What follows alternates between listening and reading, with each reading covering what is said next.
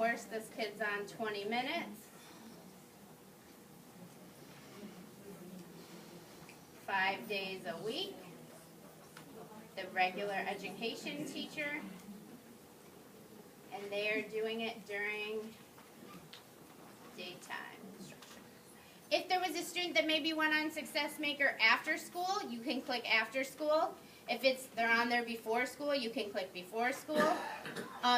If it's an intervention teacher, right here's the box where you can check for the intervention teacher. Most of those are daytime small group. Begin date.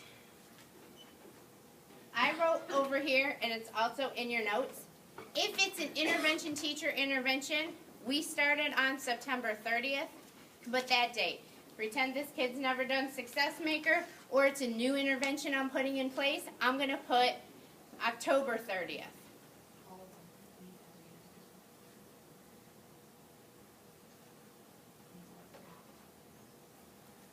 Success Maker started September 23rd.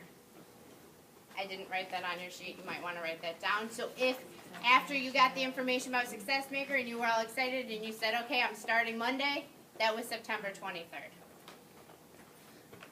The review date for our Tier 2 plans is going to be January 22nd. You just go to save and continue.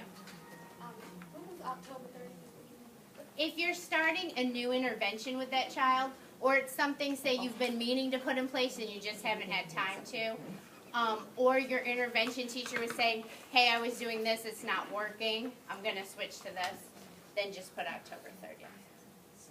Here is where we can add in our parents.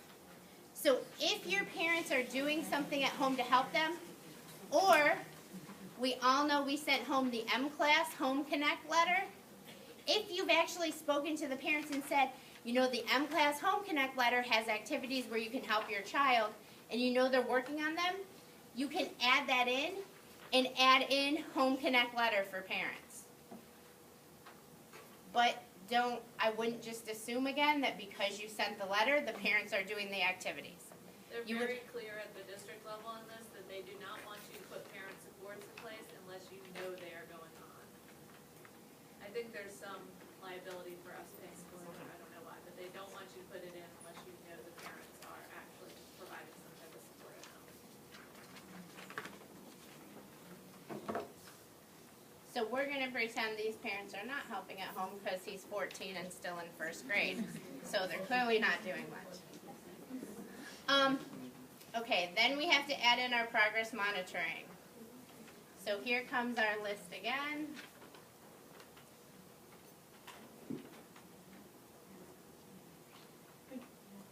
This is a first grader, so I'm going to do nonsense word fluency. Now I'm going to be looking at, let's say, correct letter sounds. Now, we talked on Friday. We tried to make this all go together so it wasn't like, oh no, Tier 2 plans and interventions and short-term, long-term goals. We tried to streamline it for you guys, knowing this was coming, because in here, our system does not talk to M-Class, so you have to enter the assessment information. So you would have to put the date. So for instance, we'll say I did a survey level assessment last week on the 17th. I'm going to enter the student's baseline score. So they read 18 correct letter sounds. And then it's going to give me dates. It's going to go to the short-term target date, and then what the goal was, the long-term target date, what the goal is.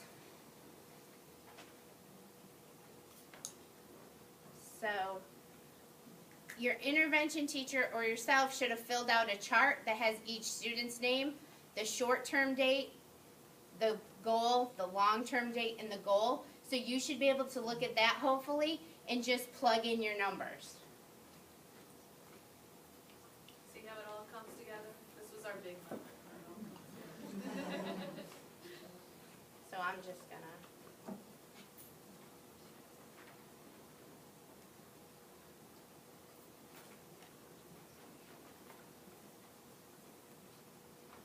then it's gonna say, what grade level are they progress monitored on? This should be on your sheet too. And then continue. So I can just scroll down. I have a red X here, so I'd have to go back to see what the problem is.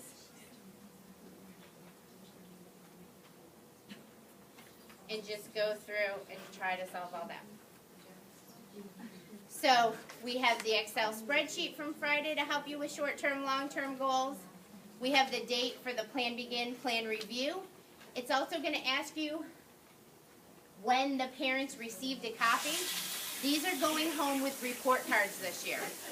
So the date is November 4th. So November 4th, the parents will get a copy.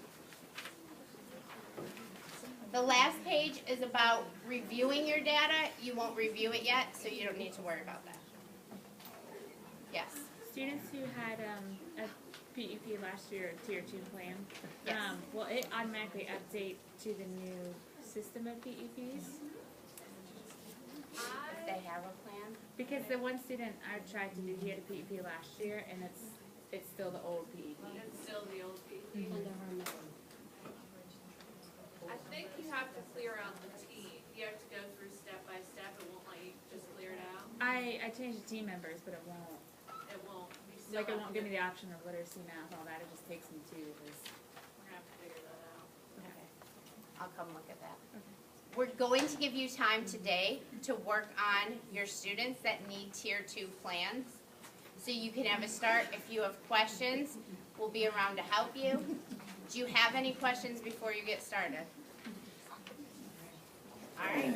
So guys, just one more thing. This year, the big new thing is that they're adding behavior on as a PEP plan.